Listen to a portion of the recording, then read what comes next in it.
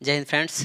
तो चलिए आज हम तीसरे वीडियो पर चलते हैं और ये हमारा सब्जेक्ट है राजनीतिक शास्त्र। तो हम लोगों ने पहले वीडियो में देखा था इतिहास के पूरे सिलेबस को, दूसरे में हमने देखा था भूगोल के पूरे सिलेबस को, और हम ये तीसरा वीडियो है जिसमें हम बात करेंगे राजनीतिक शास्त्र के पूरे सिलेबस के बारे में। और हम देखेंगे अन्य सब्जेक्ट की तरह इसमें भी कि कहाँ कहाँ से और कितने नंबर के प्रश्न पूछे जाते हैं आपके बोर्ड एग्जाम में, और हम इसकी तैयारी कितने दिनों में और किस तरह से करेंगे, और कहाँ कहाँ से कितने मार्क्स के क्वेश्चन पूछे जाएंगे। क्योंकि अच्छे मार्क्स के लिए अच्छी रणनीति जरूरी होती है, और अगर रणनीति अच्छी नहीं होगी तो बाबू नंबर अच्छा नहीं आएगा। इसलिए रणनीति अच्छी होनी चाहिए। तो चलिए देखते हैं। राजनीतिक शास्त्र जो है आपका, इसके दो पार्ट हैं, पार्ट 1 और पार्ट 2, यानी कि ए बी करके हमने यहाँ पे लिख दिया है।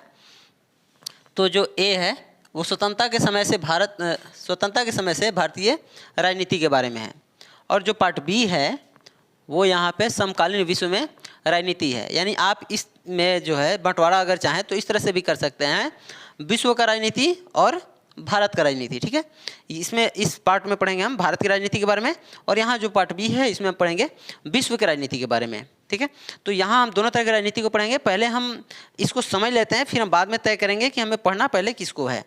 तो भारतीय राजनीति में अगर हम चलें तो यहाँ हम देखेंगे कि पहला चैप्टर में है एक दलीय प्रभुत्व का दौर। एक दलीय तो समझ रहे होंगे, एक दल, और प्रभुत्व मतलब होता है मालिकाना या ज़्यादा प्रभाव। तो हम देखेंगे इस चैप्टर में कि किस तरह से भारत में एक ही दल मतलब समझ रहे हो ना, कांग्रेस। तो किस तरह से भारत में एक दल कांग्रेस का प्रभाव पूरी तरह से बना रहा, और इसके क्या क्या कारण थे, और इसके क्या प्रभाव पड़े, इसके क्या परिणाम हुए, इन सभी चीज़ों को हम अच्छे तरह से इसमें देखेंगे। दूसरा है राष्ट्र निर्माण तथा इसकी समस्याएं। ये इतिहास से रिलेटेड चैप्टर है, जिसमें हम देखेंगे कि किस तरह से हमारा देश भारत बना। क्या ये पहले उसी तरह से था जिस रूप में हम आज देख पा रहे हैं, अथवा ये नहीं था तो कैसे बना। इन सभी चीज़ों को हम इसमें देखेंगे कि हमारे देश का निर्माण कैसे हुआ, और इसके निर्माण में क्या क्या समस्याएं उत्पन्न हुई। ठीक है, इन सभी चीज़ों को देखेंगे। अगले चैप्टर में जैसे ही हम चलेंगे तो हमें देखने को मिलेगा नियोजित विकास की राजनीति। नियोजित मतलब एक प्लान के तहत हम किस तरह से काम करें कि उस प्लान के तहत हमारी जो विकास है, हमारे देश का जो विकास है, वो अच्छे ढंग से और काफ़ी तेज़ी से हो पाए। क्योंकि जब हमें हमारा देश मिला था, जैसे हम पढ़ेंगे इतिहास को और राजनीति को, तो दोनों में कंबाइंड एक चैप्टर है लास्ट वाला। जैसे कि ये राष्ट्र निर्माण देख पा रहे हैं और संविधान देखेंगे। ये दोनों जो है संविधान निर्माण और राष्ट्र निर्माण, ये इतिहास और राजनीति दोनों से रिलेटेड है। तो हम इसमें देखेंगे कि किस तरह से भारत आज़ाद होने के बाद में एक अच्छी नीति बनाई गई ताकि देश काफ़ी तेज़ी से तरक्की कर सके, यहाँ पे काफ़ी अच्छे तरीके से विकास हो सके। फिर अगला चैप्टर में हम चलेंगे तो हम देखेंगे भारत के विदेश संबंध। चूँकि भारत अब स्वतंत्र हो चुका था, खुद का मालिक बन चुका था, प्रभुत्व अपना चला रहा था, तो ऐसे में स्वाभाविक है कि एक देश दूसरे देश से संबंध स्थापित करेगा, व्यापारिक संबंध, राजनीतिक संबंध, तरह तरह के संबंधों का स्थापित करेगा। और ऐसे में भारत ने क्या क्या नीतियाँ अपनाई, भारत के कौन कौन से प्रधानमंत्री हुए, और उन लोगों ने अपने अपने समय में क्या क्या प्रयास किए विदेशों के साथ जुड़ने में, किन किन देशों के साथ कैसा संबंध रहा, किसके साथ अच्छी संबंध रही, किसके साथ खराब संबंध रहा, कौन कौन से युद्ध हुए। इन सभी चीज़ों को हम चैप्टर 4 में देखेंगे। ठीक है, इसमें आपको देखने को मिलेगा इंदिरा गांधी के बारे में, पंडित जवाहरलाल नेहरू के बारे में। मतलब प्रथम पर हम देखेंगे कि किस तरह से इन सभी प्रधानमंत्री जो भी हुए, इन लोगों ने किस तरह से विदेश के साथ क्या संबंध रखा। ठीक है, 5वें चैप्टर में हम चलेंगे तो हम देखेंगे कांग्रेस व्यवस्था की चुनौतियाँ और उसका पुनर्स्थापना। जो कांग्रेस थी, ये शुरुआत में स्वतंत्रता दिलाने वाली पार्टी तो थी ही, और शुरुआत में इसको काफ़ी लोगों ने चाहा, ये काफ़ी एक मजबूत पार्टी के रूप में थी, और समय के साथ साथ इसका भी प्रभाव घटता गया। इसके सामने भी बहुत सारी चुनौतियाँ आई। कुछ समय के लिए इसे काफ़ी कठिनाई के दौर से गुजरना पड़ा, और फिर से इसने अपनी पुनर्स्थापना की और फिर से अपना विकास करना शुरू किया, और फिर से आज आप स्थिति देख रहे हैं। तो इन सभी चीज़ों को हम पढ़ेंगे कि इसके सामने क्या क्या चुनौतियाँ आई और कौन कौन से इसके साथ घटनाएँ घटी। चैप्टर 6 में हम चलेंगे और हम देखेंगे संवैधानिक व्यवस्था का संकट। संवैधानिक व्यवस्था का संकट 7वां चैप्टर में चलेंगे और हम देखेंगे क्षेत्रीय आकांक्षाएं एवं संघर्ष। क्षेत्रीय लोगों को क्या उम्मीद था कि भारतीय संविधान लागू होगा और हमें कौन कौन सी चीज़ें प्राप्त होंगी, हमें क्या क्या छूट मिलेंगे, क्या क्या अधिकार मिलेंगे, इन सभी चीज़ों को जो है हम इसमें देखेंगे। और ये ना मिलने के बाद उन लोगों ने किस तरह से संघर्ष किया, किस तरह से उन्हें लड़ना पड़ा, आंदोलन करने पड़े, जैसे कि अभी आप लोग देखे होंगे किसान आंदोलन। तो इस तरह के कई आंदोलन पहले भी हो चुके हैं, तो इन सभी चीज़ को हम इसमें पढ़ेंगे। 8वें चैप्टर में चलेंगे और हम देखेंगे नए सामाजिक आंदोलनों का अभ्युदय।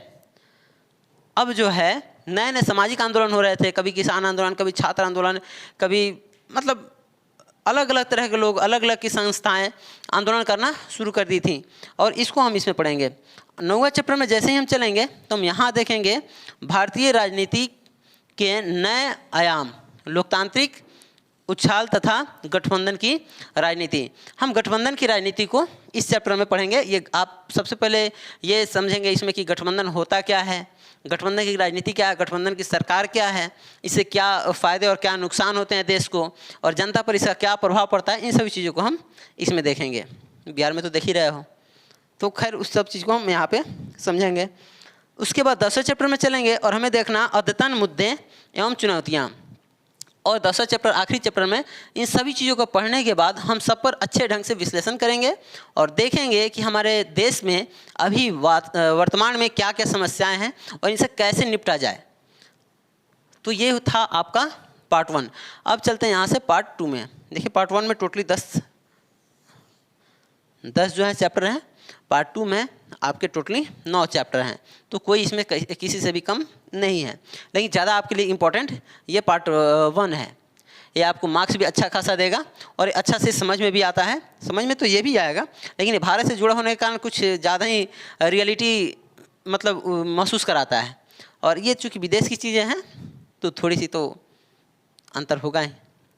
चलिए इसको समझते हैं। इसका जो पहला चैप्टर है, विश्व राजनीति में शीत युद्ध का दौर। शीत माने क्या होता है? ठंडा होता है, और युद्ध मतलब लड़ाई होती है।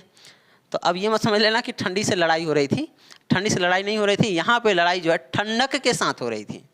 अब ठंडक के साथ कहने का मेरा तात्पर्य है, कई बार आप देखोगे कि कई बार वाक्य युद्ध हो जाता है, मतलब शब्दों से।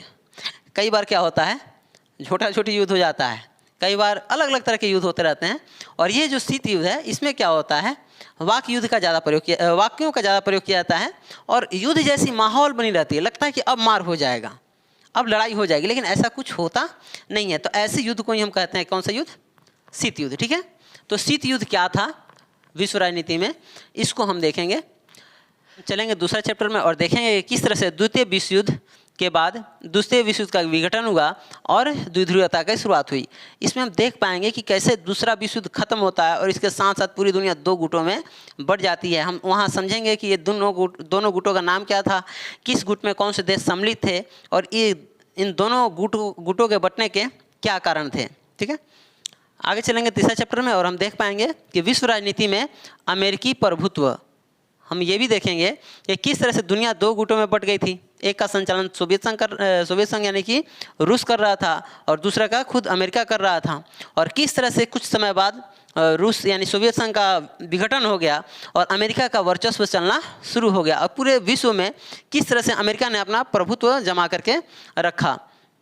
इसको हम समझेंगे चैप्टर 3 में। चैप्टर 4 में चलेंगे और यहाँ देखेंगे आर्थिक एवं राजनीतिक सत्ता के वैकल्पिक केंद्र। हम देख पाएंगे कि 2 गुट तो बटी ही थी, और इसी बीच तीसरा गुट लेकर के भारत अपना अलग निकल गया, गुट निरपेक्षता की नीति।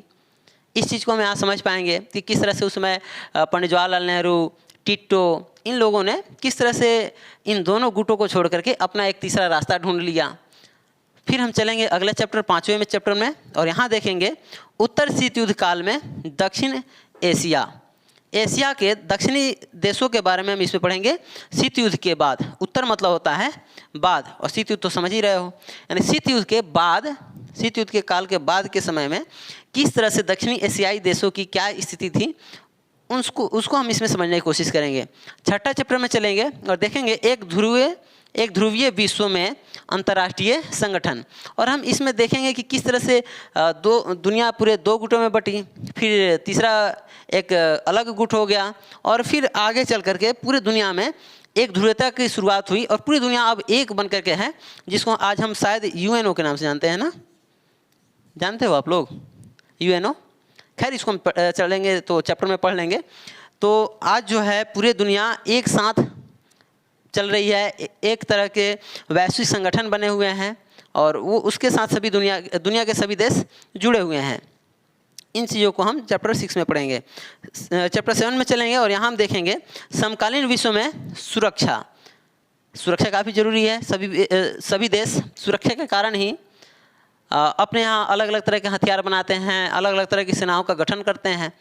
तो सुरक्षा को लेकर के वैश्विक स्तर पर व्यवस्था की गई है, उसको हम चैप्टर 7 में पढ़ेंगे। 8वीं चैप्टर में चलेंगे और देखेंगे विश्व राजनीति में पर्यावरण और प्राकृतिक संसाधन को लेकर के, चूँकि ये जो है काफ़ी तेज़ी से ह्रास हो रहा है इसका, इसलिए इसका संरक्षण भी काफ़ी ज़रूरी है।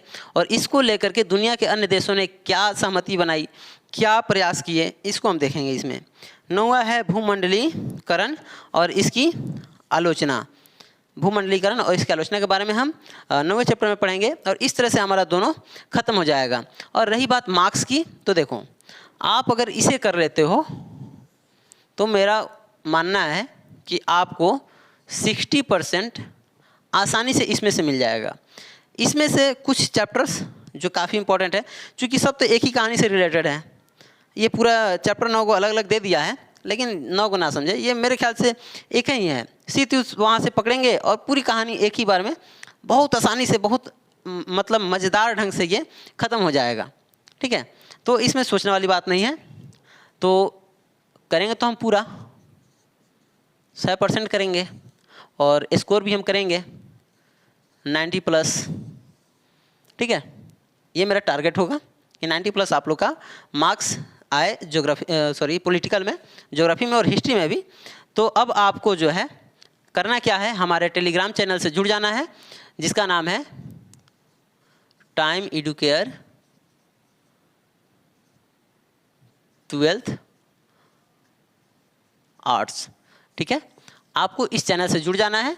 यहाँ पे आपको प्रतिदिन जो भी सब्जेक्ट यहाँ पे पढ़ाया जाएगा उसका ऑब्जेक्टिव क्विज के रूप में आपको मिलेगा। आप खुद से बना पाएंगे और आप अपने आप को जांच पाएंगे